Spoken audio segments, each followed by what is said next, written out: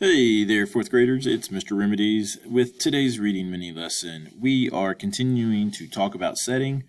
Today's mini lesson is about how the setting is often incredibly important to the story itself. All right, so let's move on, as we always do, to our learning goal for the day. Today's learning goal is quite simply that we are learning to infer the importance of the setting to the plot of the story. If you can do the following I can statements, I think you have really knocked it out of the park as far as reaching your goal. Those I can statements are: I can define setting, I can determine the setting of a story, and I can describe the plot of a story. Okay? If you can do all those things, man, you're going to be right on track to get your goal today. So let's look at an example and let's walk through how to really infer the importance of a setting to the plot of a story. So let's start by looking at an old favorite of ours, The Other Side. Okay?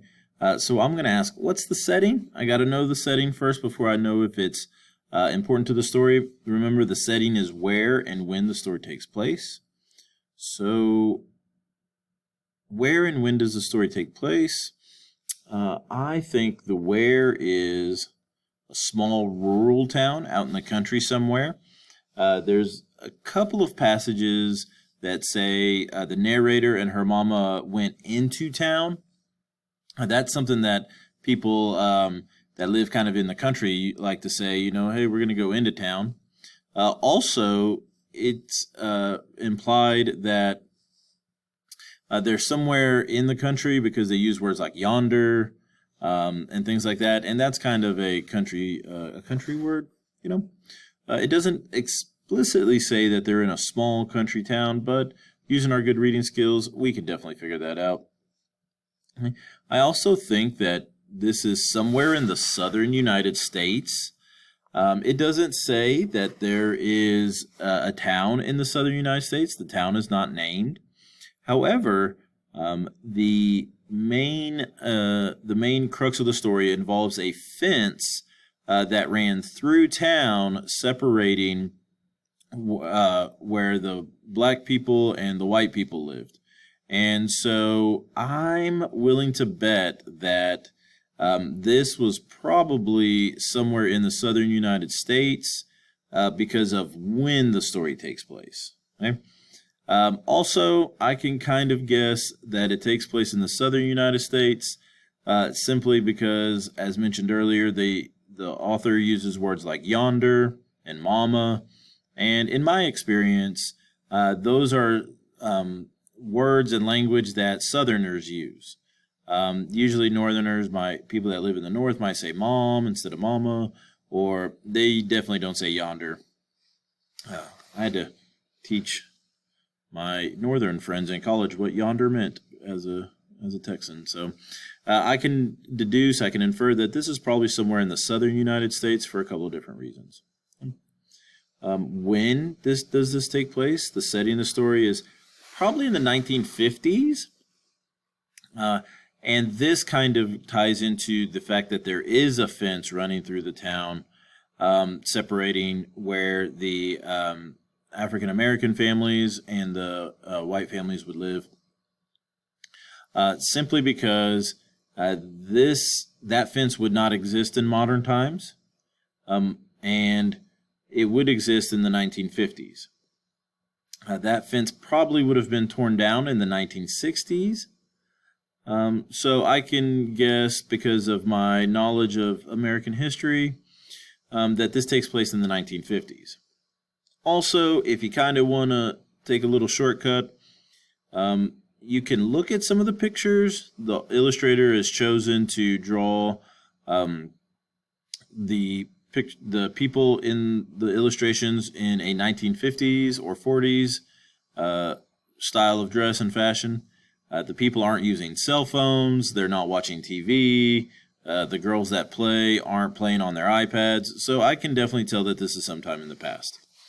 Right. Let's move on to why that's important, though. Why is that setting important? So just as a reminder, it's a small rural town with a fence separating the town. It's in the southern United States. It takes place in the 1950s. So in order for us to tell why this is important, we have to think back to the plot. Okay?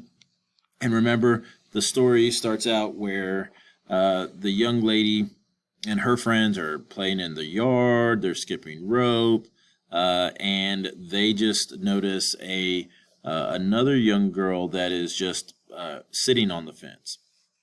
And over time, these two girls become friends. They begin to sit on the fence and have conversations. And then eventually, the young girl comes over and starts to skip rope with them. Why would this be important? Okay. This is important because it takes place during a time of segregation. It would have been a big deal for the two girls to become friends because one girl is Caucasian and the other girl is African American. In the South during the 1950s, this would have been a huge, huge deal. Right? So in a story that takes place in a different place, a different location, this may not be that important. The location may not affect the story like this. However, this is muy important to the story. Let's look at another example. We're going to be talking about Better Than You by Trudy Ludwig. Right? What's the setting of the story? If you remember from our previous lesson with Mr. Remedies, we talked about the setting being the where and the when of the story. In this particular story, we talked about the story taking place in an ordinary town that could literally be anywhere. Right? The town is not named. It's not mentioning any like famous cities anywhere around or famous landmarks that might identify where it is. So I think this town could be just about any place. Right? And we discussed in a previous lesson when it could take place. We determined that it was recent times. Right? Why is the setting important? It's really kind of an ordinary town. It's really kind of modern times. So how is the setting important to this story? The setting is important because it takes place in such a generic, ordinary place that readers anywhere can relate to this and learn from it. You don't have to be from the South, or you don't have to be from a big city or a small town or any place like that. You know, everybody runs into a friend that brags and a friend that kind of one-ups them as often as they could. So the setting's important because it's so general and it's so ordinary that just about anybody can learn from it. All right, so let's review fourth grade. The setting of the story is often incredibly important to the plot of the story. In some stories, the plot could not even happen if the setting was different.